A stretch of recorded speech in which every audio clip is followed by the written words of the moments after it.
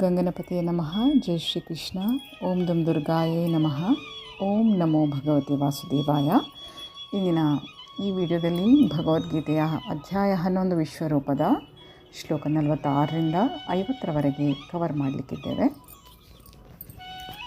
ಶ್ಲೋಕ 46. ಕಿರೀಟಿನಂ ಗದಿನಂ ಚಕ್ರಹಸ್ತಂ ಇಚ್ಛಾಮಿ ತ್ವಾಂ ದೃಷ್ಟುಂ ಅಹಂ ತಥಾ ಏವ ತೇನ ಏವ ರೂಪೇಣ ಚತುರ್ಭುಜೇನ ಸಹಸ್ರಬಾಹೋ ಭವ ವಿಶ್ವಮೂರ್ತೆ.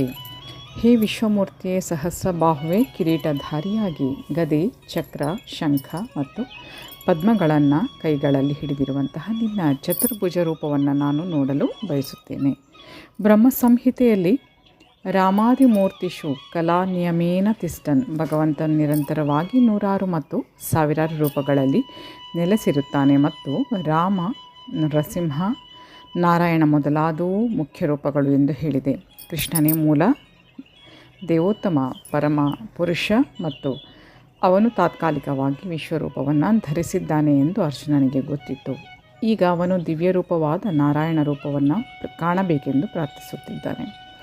ಕೃಷ್ಣನು ಮೂಲ ದೇವೋತ್ತಮ ಪರಮ ಪುರುಷನು ಮತ್ತು ಇತರ ಎಲ್ಲ ರೂಪಗಳಿಗೂ ಅವನೇ ಮೂಲ ಎಂದು ಶ್ರೀಮದ್ ಭಾಗವತದಲ್ಲಿ ಹೇಳಿದೆ. ಈ ಶ್ಲೋಕ ಸಂದೇಹವಿಲ್ಲದಂತೆ ಈ ಹೇಳಿಕೆಯನ್ನು ಸಿದ್ಧ ಮಾಡಿ ತೋರಿಸುತ್ತದೆ. ಆತನು ತನ್ನ ಸ್ವಾಂಶ ವಿಸ್ತರಣೆಗಳಿಂದ ಭಿನ್ನವಲ್ಲ ಮತ್ತು ತನ್ನ ಅಸಂಖ್ಯಾತ ರೂಪಗಳಲ್ಲಿ ಯಾವ ರೂಪದಲ್ಲಿಯೇ ಆಗಲಿ ದೇವರು ಈ ಎಲ್ಲ ರೂಪಗಳಲ್ಲಿಯೂ ಆತನು ಯುವಕನಂದೇ ಹೊಸ ಕಳೆಯಿಂದ ಇರುತ್ತಾನೆ. ಕೃಷ್ಣನನ್ನು ಬಲ್ಲವನು ಐಹಿಕ ಜಗತ್ತಿನ ಕಲ್ಮಶದ ಸೋಂಕಿನಿಂದ ಕೂಡಲೇ ಬಿಡುಗಡೆಯಾಗುತ್ತಾನೆ. ಶ್ಲೋಕ 47. ಶ್ರೀ ಭಗವಾನ್ ವಾಚ ಮಯಾ ಪ್ರಸನ್ನೇನ ತವಾರ್ಜುನೇದಂ ರೂಪಂ ಪರಂ ದರ್ಶಿತಮಾತ್ಮಯೋಗಾತ್ ತೇಜೋಮಯಂ ವಿಶ್ವಮನಂತಮಾದ್ಯಂ ಯನ್ಮೇ ತ್ವದನ್ಯೇನ ನ ದ್ರಷ್ಟಪೂರ್ವಂ. ದೇವೋತ್ತಮ ಪರಮ ಪುರುಷನು ಹೀಗೆ ಹೇಳುತ್ತಾನೆ: ಪ್ರಿಯ ಅರ್ಜುನ, ನಾನು ಪ್ರಸನ್ನನಾಗಿ ನನ್ನ ಅಂತರಂಗ ಶಕ್ತಿಯಿಂದ ಈ ಐಹಿಕ ಜಗತ್ತಿನಲ್ಲಿ ಈ ಪರಮ ವಿಶ್ವರೂಪವನ್ನು ನಿನಗೆ ತೋರಿಸಿದ್ದೇನೆ. ಅನಂತವೂ ತೇಜೋಮಯವೂ ಆದ ಈ ಆದಿರೂಪವನ್ನು ನನಗೆ ಮೊದಲು ಯಾರೂ ನೋಡಿಲ್ಲ. ಅರ್ಜುನನು ಪರಮ ಪ್ರಭುವಿನ ವಿಶ್ವರೂಪವನ್ನು ಕಾಣಲು ಬಯಸಿದನು. ಆದುದರಿಂದ ತನ್ನ ಭಕ್ತನಾದ ಅರ್ಜುನನಲ್ಲಿ ಇದ್ದ ದಯೆಯಿಂದ ಶ್ರೀಕೃಷ್ಣನು ತೇಜಸ್ಸು ಮತ್ತು ಸಿರಿಗಳಿಂದ ಕೂಡಿದ ವಿಶ್ವರೂಪವನ್ನು ತೋರಿಸಿದನು. ಈ ರೂಪವು ಸೂರ್ಯನಂತೆ ಕಣ್ಣನ್ನು ಪೂರೈಸುತ್ತಿತ್ತು ಮತ್ತು ಅದರ ಹಲವು ಮುಖಗಳು ವೇಗವಾಗಿ ಬದಲಾಗುತ್ತಿದ್ದವು. ತನ್ನ ಗೆಳೆಯ ಅರ್ಜುನನ ತೃಪ್ತಿಗಾಗಿ ಪ್ರಭು ಈ ರೂಪವನ್ನು ತೋರಿಸಿದನು. ತನ್ನ ಅಂತರಂಗ ಶಕ್ತಿಯಿಂದ ಕೃಷ್ಣನು ಈ ರೂಪವನ್ನು ತೋರಿಸಿದನು. ಈ ಶಕ್ತಿಯನ್ನು ಮನುಷ್ಯನ ಊಹೆಯು ಕಲ್ಪಿಸಿಕೊಳ್ಳಲು ಸಾಧ್ಯ ಇಲ್ಲ. ಅರ್ಜುನನಿಗೆ ಮೊದಲು ಈ ವಿಶ್ವರೂಪವನ್ನು ಯಾರೂ ಕಂಡಿರಲಿಲ್ಲ. ಆದರೆ ಈ ರೂಪವನ್ನು ಅರ್ಜುನನಿಗೆ ತೋರಿಸಿದ್ದರಿಂದ ಸ್ವರ್ಗಲೋಕಗಳಲ್ಲಿಯೂ ಹೊರಗಿನ ಆಕಾಶದ ಲೋಕಗಳಲ್ಲಿಯೂ ಇದ್ದ ಭಕ್ತರು ಅದನ್ನು ನೋಡಲು ಸಾಧ್ಯ ಆಯಿತು. ಅವರು ಆ ರೂಪವನ್ನು ಮೊದಲು ನೋಡಿರಲಿಲ್ಲ.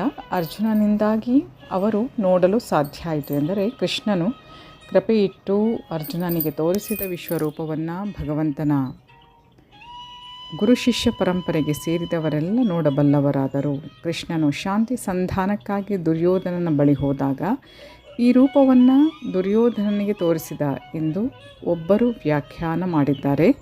ದುರದೃಷ್ಟದಿಂದ ದುರ್ಯೋಧನನು ಆ ಶಾಂತಿ ಸಂಧಾನಕ್ಕೆ ಒಪ್ಪಲಿಲ್ಲ. ಆಗ ಕೃಷ್ಣನು ತನ್ನ ವಿಶ್ವರೂಪಗಳಲ್ಲಿ ಕೆಲವನ್ನು ಪ್ರಕಟ ಮಾಡಿದ್ದನು. ಆದರೆ ಆ ರೂಪಗಳು ಅರ್ಜುನನಿಗೆ ತೋರಿಸಿದ ರೂಪಕ್ಕಿಂತ ಬೇರೆಯಾದವು. ಈ ರೂಪವನ್ನು ಹಿಂದೆ ಬೇರೆ ಯಾರೂ ನೋಡಿರಲಿಲ್ಲ ಎಂದು ಸ್ಪಷ್ಟವಾಗಿ ಹೇಳಿದೆ. ಶ್ಲೋಕ 48.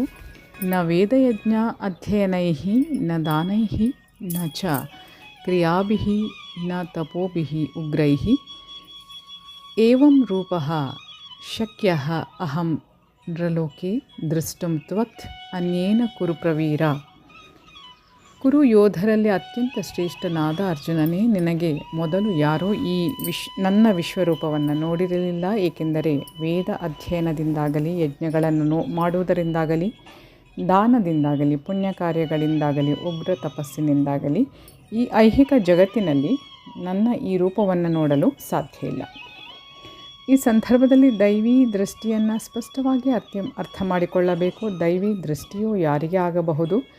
ದೈವಿ ಎಂದರೆ ದೇವರಿಗೆ ಸಂಬಂಧಿಸಿದ್ದು. ದೇವತೆಯಾಗಿ ದೈವಿ ಅಂತಸ್ತನ್ನು ಮನುಷ್ಯನು ಪಡೆಯದಿದ್ದರೆ ಅವನಿಗೆ ದೈವಿ ದೃಷ್ಟಿಯೂ ಸಾಧ್ಯ ಇಲ್ಲ. ದೇವತೆ ಎಂದರೆ ಏನು? ಪವಿತ್ರ ಗ್ರಂಥಗಳಲ್ಲಿ ಹೀಗೆ ಹೇಳಲಾಗಿದೆ: ವಿಷ್ಣು ಭಕ್ತರೇ ದೇವತೆಗಳು.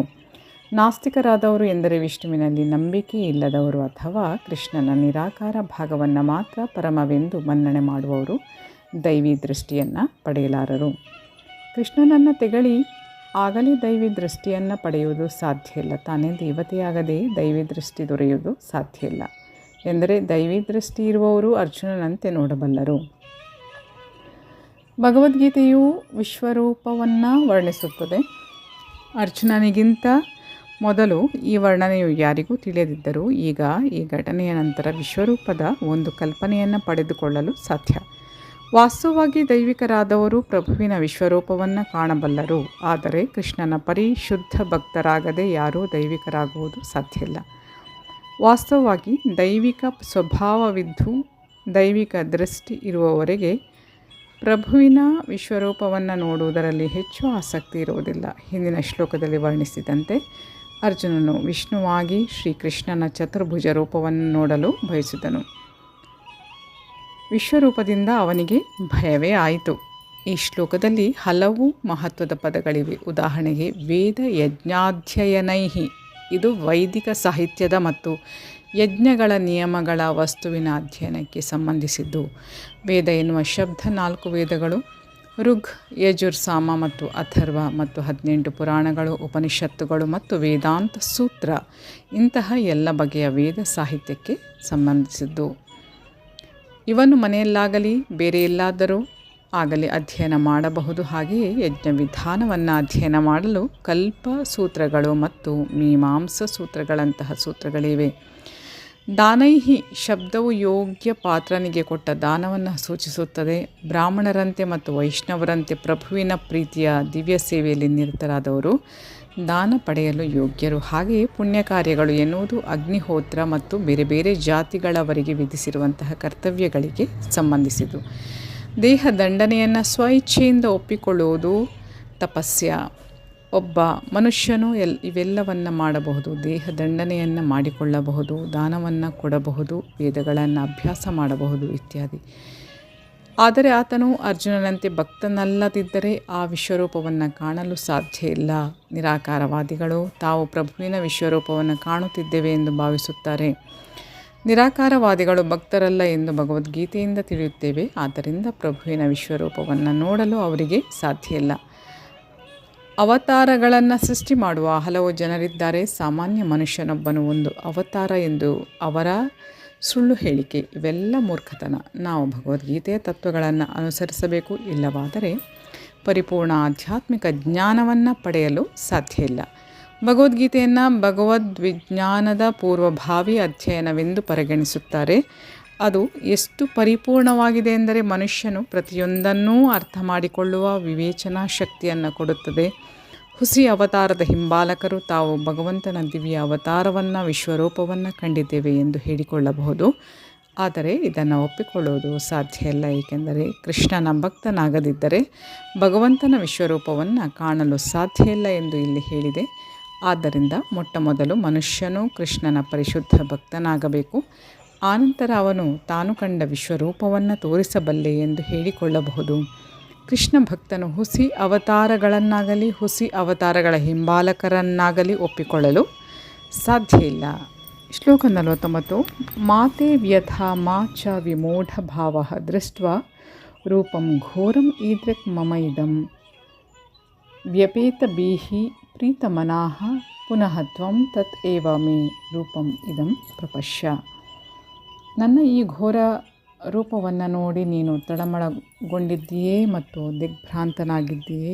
ಈಗ ಇದು ಮುಕ್ತಾಯವಾಗಲಿ. ನನ್ನ ಭಕ್ತನೇ, ಮತ್ತೆ ಎಲ್ಲ ಅಶಾಂತಿಯಿಂದ ಮುಕ್ತನಾಗೋ. ಶಾಂತವಾದ ಮನಸ್ಸಿನಿಂದ ಈಗ ನೀನು ಅಪೇಕ್ಷಿಸಿದ ರೂಪವನ್ನು ಕಾಣಬಹುದು.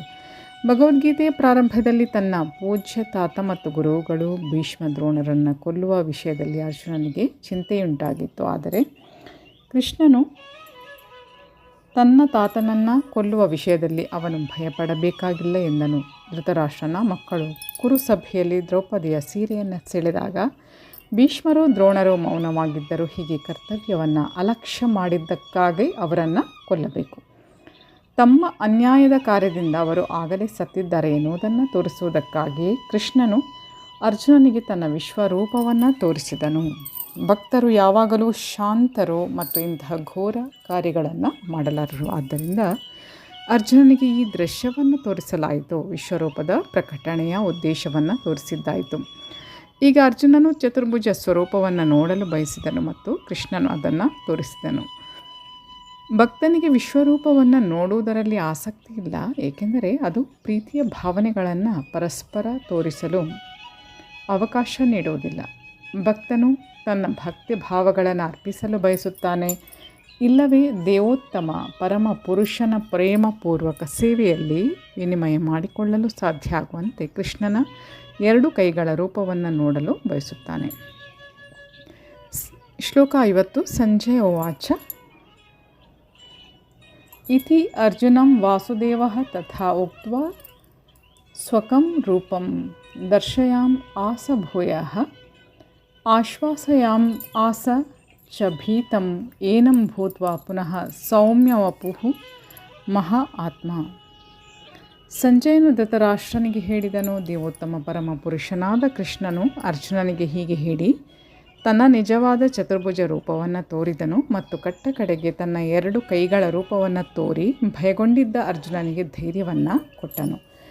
ಕೃಷ್ಣನು ವಸುದೇವ ದೇವಕಿಯರ ಮಗನಾಗಿ ಕಾಣಿಸಿಕೊಂಡಾಗ ಮೊದಲು 4 ಕೈಗಳ ನಾರಾಯಣನಾಗಿ ಕಾಣಿಸಿಕೊಂಡ.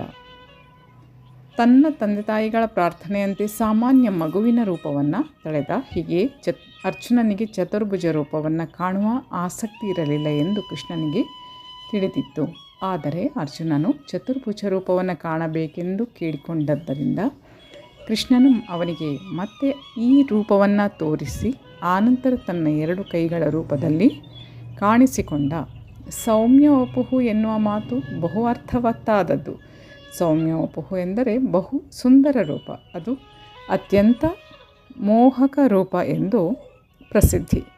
ಕೃಷ್ಣನಿದ್ದಲ್ಲಿ ಪ್ರತಿಯೊಬ್ಬರು ಅವನ ರೂಪದಿಂದಲೇ ಆಕರ್ಷಿತರಾಗುತ್ತಿದ್ದರು. ಕೃಷ್ಣನು ವಿಶ್ವದ ಸೂತ್ರಧಾರಿಯಾದದ್ದರಿಂದ ಆತನು ತನ್ನ ಭಕ್ತನಾದ ಅರ್ಜುನನ ಭಯವನ್ನು ತೊಡೆದು ಹಾಕಿದನು ಮತ್ತು ಅವನಿಗೆ ಮತ್ತೆ ಕೃಷ್ಣನ ಸುಂದರ ರೂಪವನ್ನು ತೋರಿದನು. ಬ್ರಹ್ಮ ಸಂಹಿತೆಯಲ್ಲಿ ಪ್ರೇಮಾಂಜನ ಸ್ಫುರಿತ ಭಕ್ತಿ ವಿಲೋಚನೇನ ಯಾರ ಕಣ್ಣುಗಳಿಗೆ ಪ್ರೇಮದ ಅಂಜನವನ್ನು ಹಚ್ಚಿದೆಯೋ ಅವರು ಮಾತ್ರ ಶ್ರೀಕೃಷ್ಣನ ಸುಂದರ ರೂಪವನ್ನು ಕಾಣಬಲ್ಲರು ಎಂದು ಹೇಳಲಾಗಿದೆ. ಇನ್ನು ಮುಂದಿನ ಶ್ಲೋಕಗಳನ್ನು ಮುಂದಿನ ವಿಡಿಯೋದ ಮೂಲಕ ತಮ್ಮ ಮುಂದಿಡ್ತೇನೆ. ಅಲ್ಲಿವರೆಗೆ ಧನ್ಯವಾದಗಳು. Please take care. Have a good day. ಜೈ ಶಿವಶಕ್ತಿ, ಜೈ ಮಾ ಕಾಳಿ, ಜೈ ಶ್ರೀಕೃಷ್ಣ. ಶ್ರೀಕೃಷ್ಣ ಅರ್ಪಣಮಸ್ತು. Thank you.